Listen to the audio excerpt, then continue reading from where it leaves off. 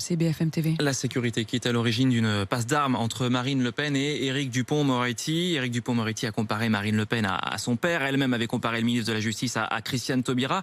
C'était hier, lors de la rentrée politique du Rassemblement national et de Marine Le Pen à Fréjus, Pierrick Bonneau.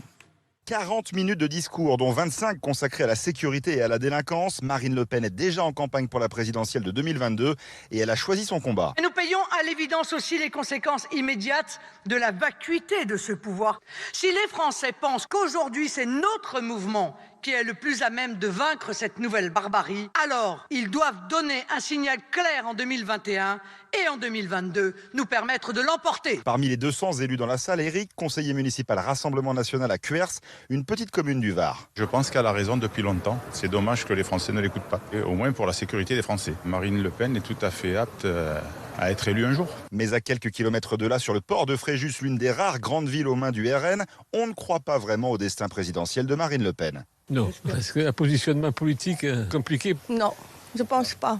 C'est toujours pareil, la sécurité, l'immigration. À un moment donné, on en a marre. Avant de briguer l'Elysée pour la 3e fois, Marine Le Pen devra convaincre dans son propre camp.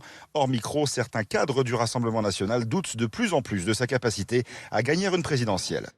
RMC 7h.